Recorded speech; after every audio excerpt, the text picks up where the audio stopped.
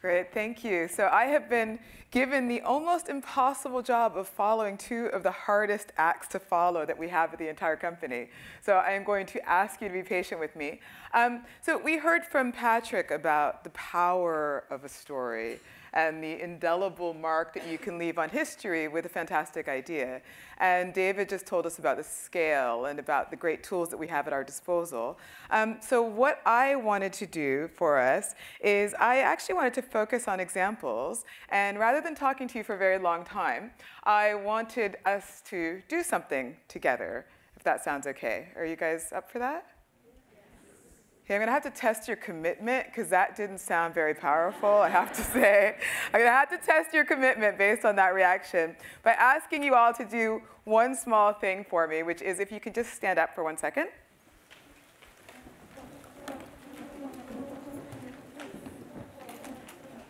If I can get you to raise one hand in the air like so. Turn to the person nearest to you. Give them a massive high five. And one for me. Okay, because you have made it almost through the first day, and this is going to be a great event, now that you have proven your commitment to doing something with me, you can actually sit back down.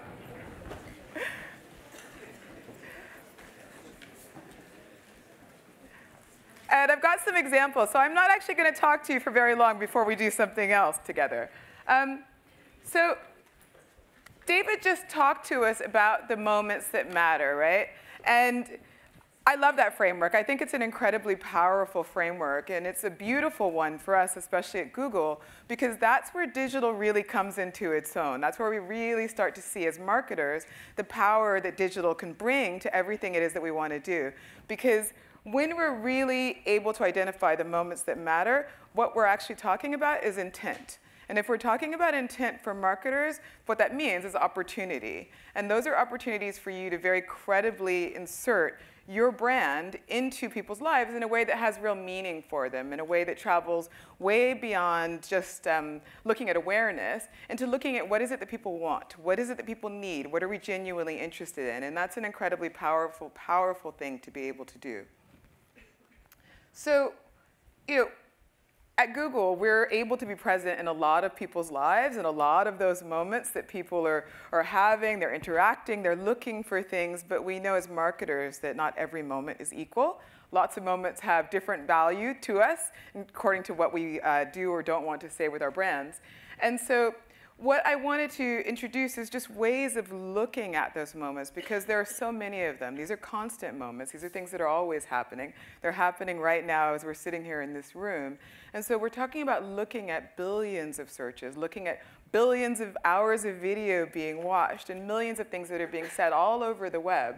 And it's not about looking at all of that stuff. It's actually about focusing on the core moments that are going to do the most to help you grow your business. And you can sort of separate those moments into kind of two categories. So they are moments of want and moments of need. So when we think about moments of want, that's so people who are sticking their hands up in the air and saying, I want to watch, I want to know, or I need something, I need to find something, I need to buy something. And those are the moments that will give you the highest yield for the things that you want to do in terms of growing your business, in terms of growing your market share, and doing what David just talked about, in terms of being front of mind for the people at the moment of consideration when they're thinking about which brands they prefer over one another.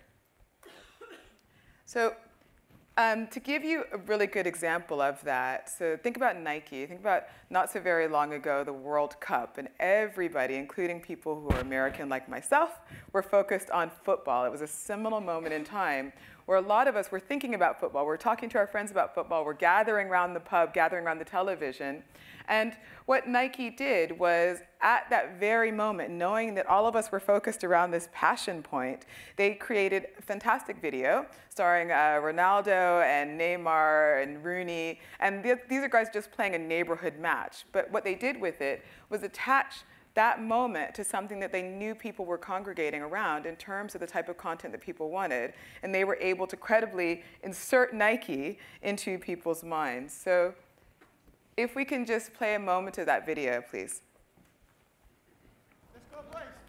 Let's do it, chef. Keep up. Yeah. Whoa. When it stays on. When it stays on, lads? If when it stays on, guess I'm Cristiano Ronaldo then. Yeah? Oh, I'm Neymar.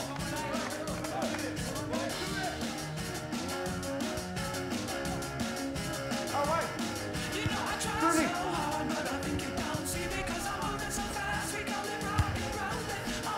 Step down.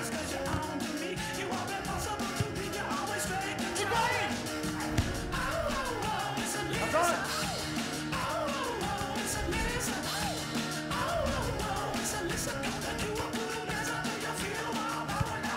Neymar will never do that.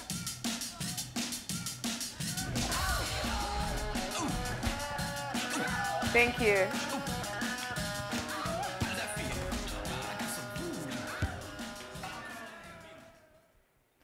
Okay, so that's about actually recognizing a moment. And a lot of these moments, this is not a dark art, right? This is not a mystery. There are seminal moments in time where you can count on people to be gathering around one passion, gathering around a shared interest.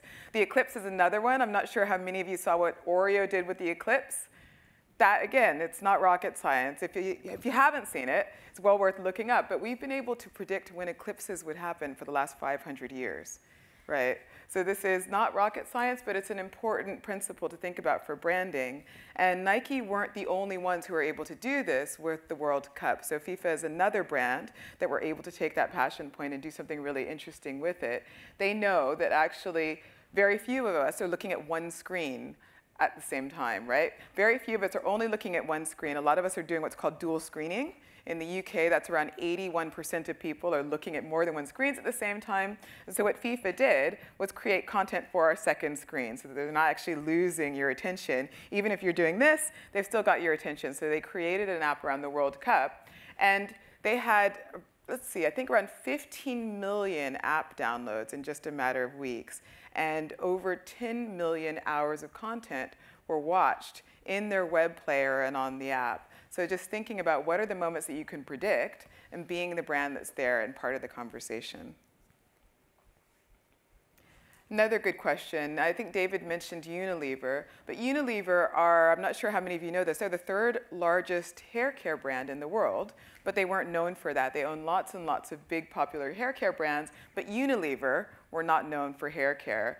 And what they found was a particular insight, which was that there were around 5 billion women looking for ombre hair color, trying to figure out how they could dye their hair in this particular trendy way, and brands weren't there to answer the question. So they found a moment that is, I want to know, and they figured out how it is that those people, those women that they wanted to communicate to, how do those women want to receive the information? They created All Things Hair, which is in multiple countries. It's a channel, and they hired influencers. Rather than the brand talking to those women, they found people who are influential with that audience and got them to spread the message. And they did it in a really interesting, compelling way. If we can see about 1 minute of one of the videos, please. All Things Hair is a channel, it's a content channel hosted on YouTube where our partners, our vloggers, they upload content every month. It's either related to how to take care of hair, how to solve problems of hair, or how to give inspiration in how to achieving amazing new looks. All Things Hair want to be the #1 inspiration source around the world for women. What this channel does is to deliver the content which is really connected to the search terms. So it becomes a very simple answer to what consumers are looking for, and we are seeing that consumers are really enjoying that way because it becomes a credible source of information where they find what they are looking for.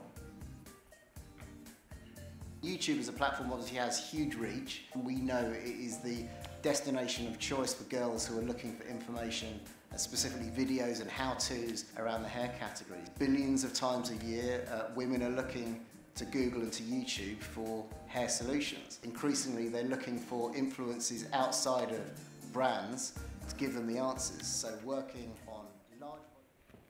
So what they did there that was really interesting is they managed to actually embed the products into those videos, but they did it at the moment of highest relevance, right? So they let you self-select. Rather than me as a brand telling you what I want you to hear, I'm letting you as the consumer tell me what it is that you want to hear, what it is that you want to buy, and they've attached their products only to the specific searches that people are making that relate to that particular type of product. So it's a really clever way of getting your message out, but it's also a really clever way of preventing the message from going in directions that you don't want it to go, to going to people who aren't that interested in it. And this is TUI. This is another fantastic moment. Thinking about needs, right? Thinking about the needs that people have to find things. TUI knew that TUI is a travel brand, for anybody who's not familiar with TUI. They obviously need to sell holidays. They need to sell tickets. But they know that where do people look for holiday inspiration? Where do you guys look for holiday inspiration when you're thinking about going away? Ireland.com. Okay. If you happen not to be on Ireland, actually no. Which device do you look at Ireland.com on? The majority of our users now are tablet and mobile. Tablet and mobile. There, we got there in the end. So tablet and mobile.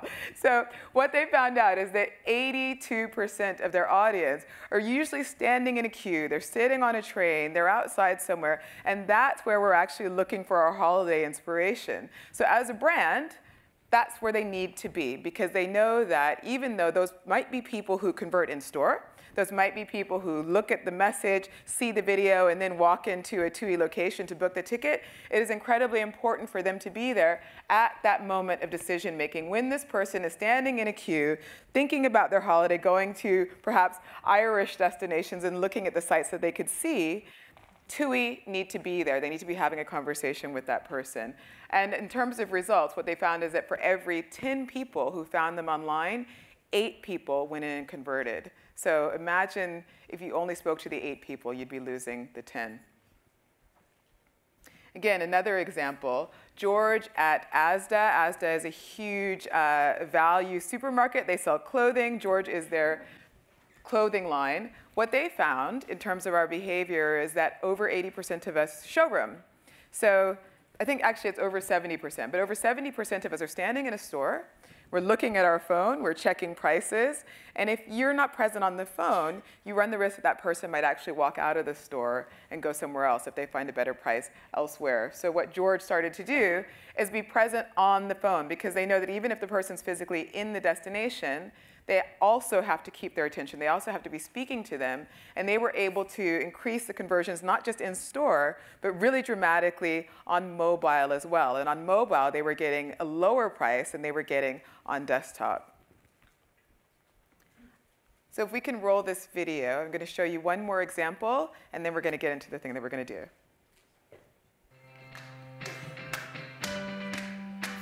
In retail, you can't think about the mobile phone as a threat. You have to think about it as a magnet to draw that client into your store. I really can't believe how much of our traffic is now coming from mobile devices and how many of our clients are using search as the way that they really figure out which products they want to buy while they're standing in store.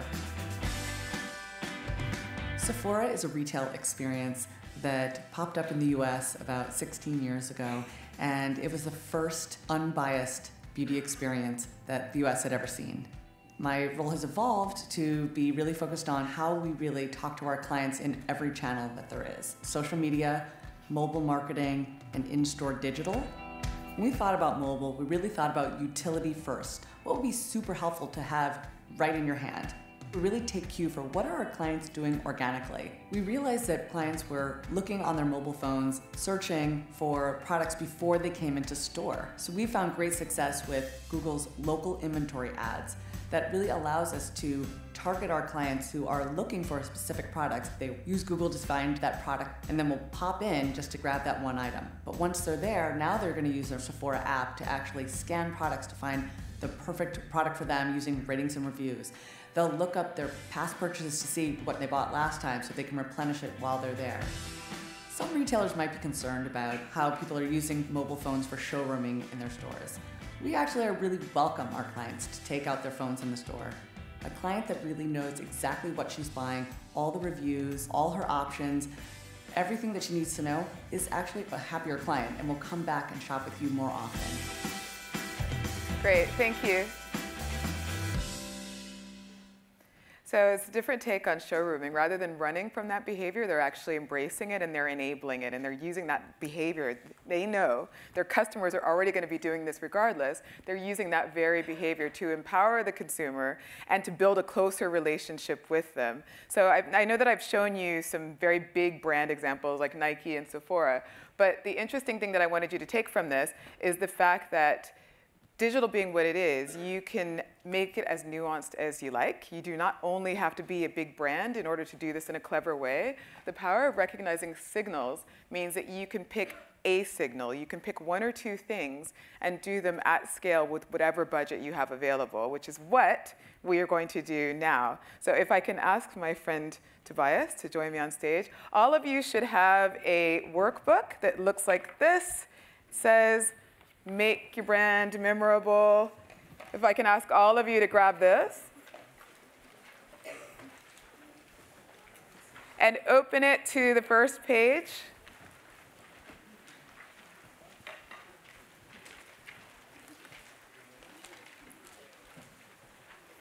Tobias, if you turn on the wolf vision so they can see what you're doing. It's on, right? They're going to be switching. Okay, cool.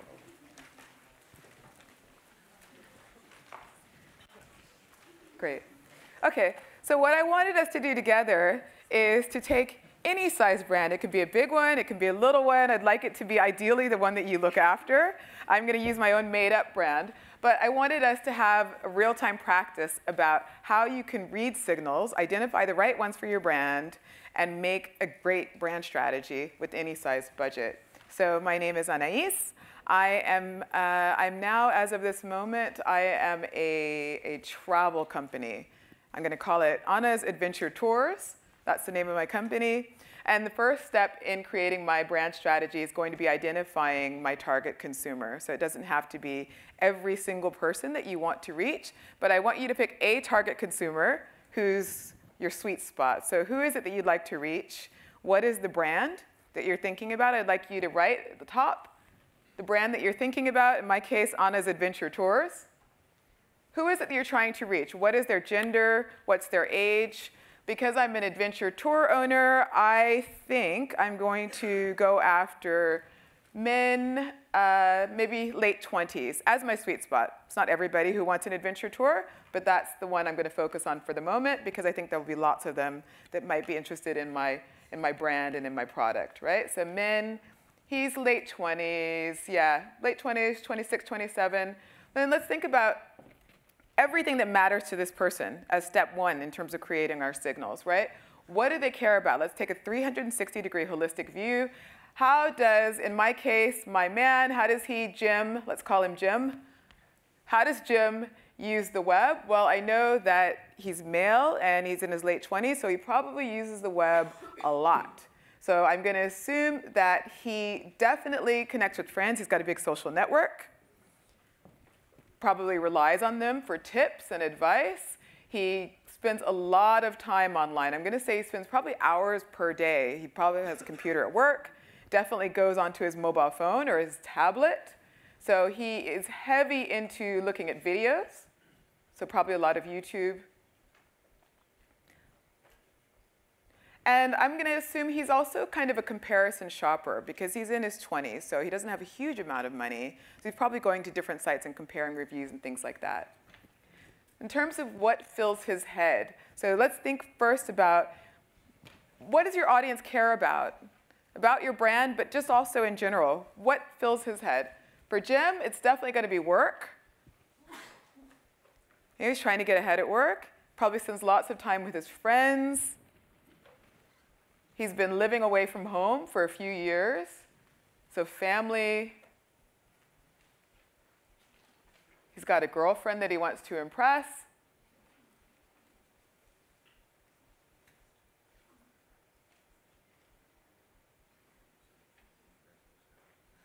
Probably gets together with friends on the weekend. He hasn't got a huge amount of disposable time, but he's got enough. So do the same for your audiences. What do they do? What is their leisure like? What are they thinking about? What do they care about? He's very trendy as well. I think he likes to stay up with sort of trends of today and kind of be seen as a cool guy amongst his friends. So he's trendy. think he's interested in news, things like that. He's a bit cool.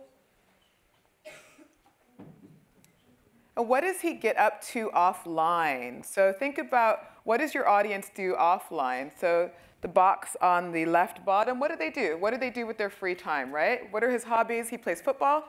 He's in a football club. He loves movies.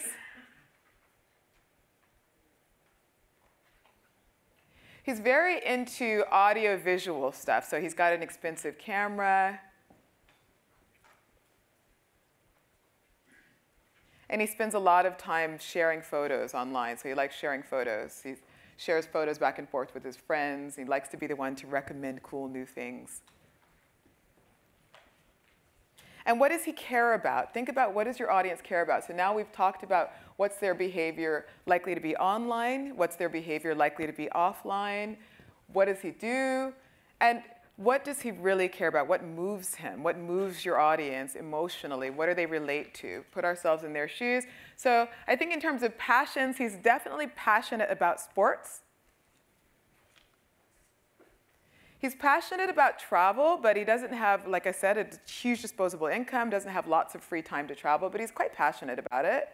And what are his values? I think he wants at some point to be somebody who settles down, but for now he wants to have a lot of fun. He wants to get around.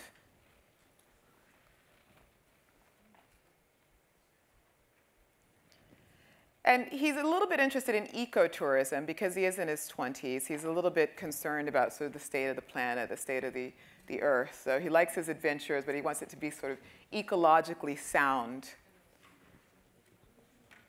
So by now we should sort of be getting a more holistic view of our audience. I'll give you a second to capture anything that you're writing now, and then we're going to go on to the next page. OK, great. If we can flip to the next page. So now this page is going to bring us right back to where we started out with David, the moments that matter. Now that we have a 360-degree view of what my target audience, Jim, really cares about, we can actually start to break that down into moments, and we can start recognizing what signals are actually attached to each of those moments, right? So what are the moments that matter? What I'd like you to do here is label all 4 of the moments, and we'll group them according to the 2 groups. So let's label the moments of want. I want to watch. And then we'll fill them in. So let's label them first, and then we'll fill them in. So I want to watch on the top left. Yeah. And then on the top right, I want to know.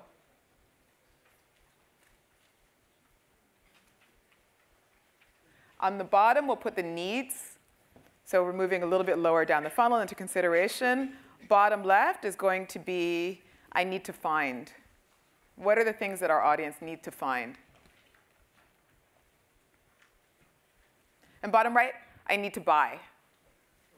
Final stage in the purchase funnel. Really close to action. I need to buy. So if we go back to the top left, want to watch. So I am Anna's Adventure Tours. I am trying to communicate to my 20-something-year-old target audience named Jim. What does he want to watch? Well, he wants to watch videos, and he's trying to decide where to go, right? So he wants to watch a lot of travel videos. So lots of destination videos.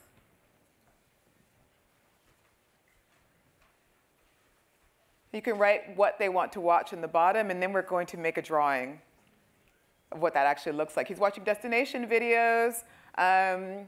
He is watching a lot of sports content, but he's also watching travel content in general. He's watching sort of recaps of travel shows on YouTube and different video sites. So sports, just travel in general.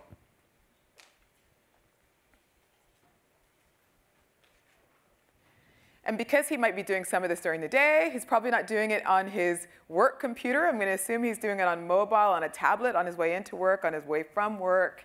He's thinking about what he's going to do when he's saved up his money and he's got the holiday. So maybe if I want to watch, we can draw a little picture of him watching something on his tablet. Something like that. See, this is why I've got the talking part, because he's much better at the drawing part. But think about the habits of your audience, right? What do? He commutes to work. He's got a very high-tech bit of kit there. He's watching a video. But what do? How do they get around? Are they driving? Is it a mom with children? Is she sitting in the park waiting for her children? What does your audience do? Where might they be consuming the content, and on what device might they be consuming it? And then if you think about, I want to know, right? What is it that he needs to know? What should I show him? So assuming that he's now watched lots of travel destinations, he's probably deciding.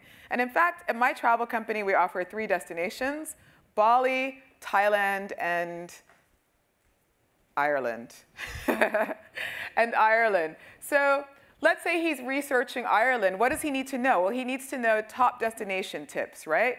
Things to do in Ireland. What are the beautiful things that he could see in Ireland? And I want to be there as a brand during those moments because he's getting a bit deeper into researching specific topics. And this is what we all do, both as consumers and as marketers, right? But as that search is tightening up and as people are putting up their hands and saying, I want to know more about this topic, you want to be the ones, just like Unilever, who are there able to provide those answers in a really credible, authentic way, right? So as he's researching Ireland,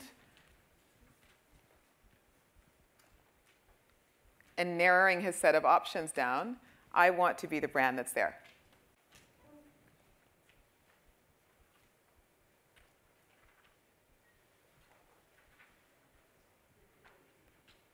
Fantastic. So he's narrowed it down to some specific locations. Maybe try the Guinness factory. Or a giant pint. Great, he's a very focused guy. Okay, but then think about his journey, right? Think about his consumer journey. So what does he need to find? So now he's narrowed down his choices to Ireland. What is it that he needs to find from me? What is it that I need to be showing him as on his adventure tours? What he needs to find, he's now comparing different things, right? He's probably on travel comparison sites. He's looking at reviews. He's on TripAdvisor. So when we think about what he needs to find in the lower left-hand corner, well, he needs to find the best deals. So this is the point at which I'm recognizing the signals, I'm recognizing the things that he's looking at, and I'm the one, I want to be the one, to show him the best deals. I want to be the one to surface the fact that I have got adventure tours that take place in Ireland that maybe involve climbing the side of the Guinness factory, which I don't know if you can do, but if he was researching that, I would want to be the one to show it to him, right? So put down what it is that your audience needs to find. What is it that you need to be showing them?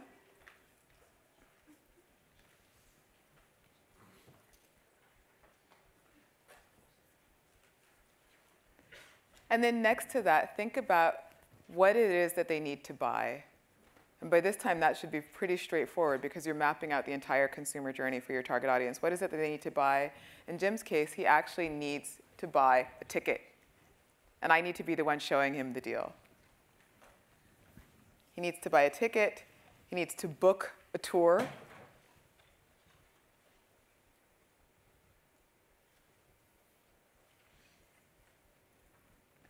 And I want to be the booking company that gets booked, right? So he needs to buy a ticket.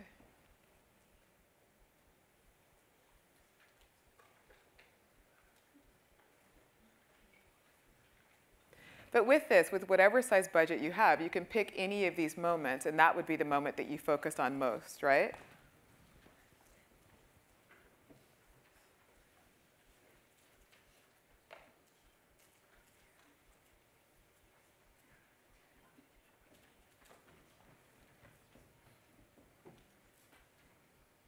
And if we go to the next page, we're going to start thinking about not just the moments, but actually the strategy that applies to each of those moments. So now you've got your moments. And since we're all marketers, moments need nothing if you don't have a strategy that maps to them. So think about I want to watch, right? What are some of the strategies that you might use for Jim during the want to watch? What are some of the things that you might do in terms of actual media formats? Anybody? Help me out here, my adventure tour company. TrueView. Yes, you might do TrueView, especially me because I'm a small business owner, right? So absolutely. So he wants to watch. We want to get destinations in there. So you might do TrueView so that I know that actually I'm only showing my video to people like Jim who really genuinely want to see it and engage with the content. And that's purely awareness, right? So you might want to do TrueView. You could do, I could do, sorry, there was another suggestion there.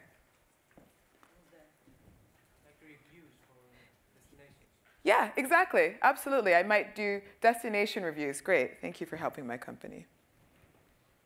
Destination reviews. Or I might just target content that I know has reviews on it because I know that he's looking for that content, right? So even if I don't have my own reviews, I can look for that content and make sure that I use it as a targeting opportunity for my advertising. And the same thing goes with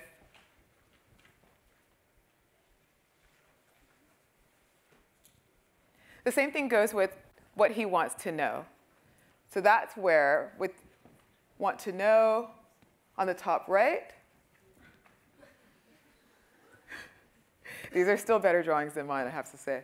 On the top right, what he wants to know, that is where you use your targeting capabilities, right? What are the topics that your audience is interested in? What are the topics that you're going to advertise against? And what are the formats that you'd use there? In my case, it would be exactly as you said. It would be destination reviews. It would be travel content. It would be any kind of information that you know that audience is looking for.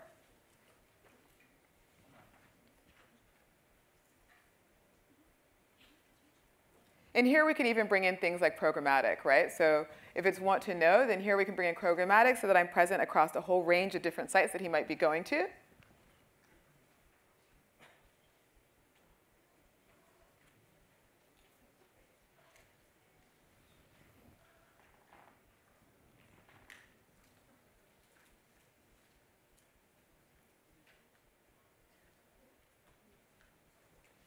So maybe yep, he's deciding. So maybe I'm getting some double click in there.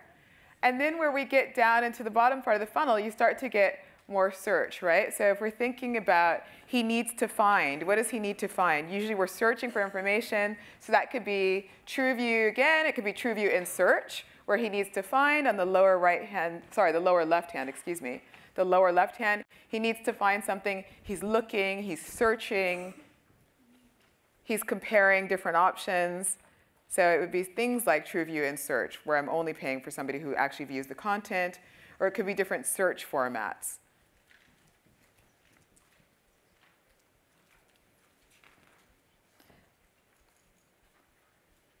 And also mobile, because we know from TUI that a lot of that search activity, a lot of the research for travel is happening on mobile devices.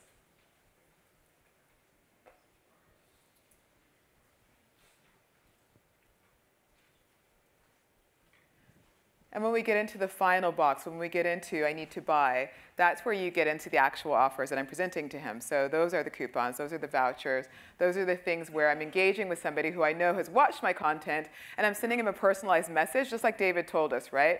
Rather than sending him a message that says an introductory thing like, hi, I've got some tours. I know that he's probably interested in a tour. I can send him something specific to adventure travel in Ireland, and something that relates specifically to that. So I'm having a much more targeted conversation with my audience, but I'm doing it in a way that uses technology and that doesn't waste my budget. And it's using the signals that he's actually sending all throughout the journey. Now there's another page to the notebook, but I am going to leave it to all of you to fill out. And it's something maybe you could talk to, since we're networking, talk to one of the new people that you've met, think about it in your own time. But it's about winning that moment. So we've mapped out what are the moments that matter to your audience. We've talked about the strategies that you could use in each of those moments. And then winning the moment is actually just think about your brand winning one particular moment with that audience, capture the title of what that moment could seem like, and give it a description. What does the moment feel like? So for Jim, that might be something around Jim's Irish adventure or something like that. And I would give it a description. What does that moment mean to me as Anna's Adventures? Well, it's actually, I have successfully sold an adventure tour to this person, and I would draw a lovely picture of him enjoying his tour. But it's about, I know this is a very simplistic version, but when we are thinking about signals, it is really important to think about the audience first. Put the audience first, and then we put the brand message second. And it's where you get the overlap between those two things that we're able to do really incredible things for our brands. So thank you. Hopefully that was useful. And hopefully you'll all complete the workbooks later tonight.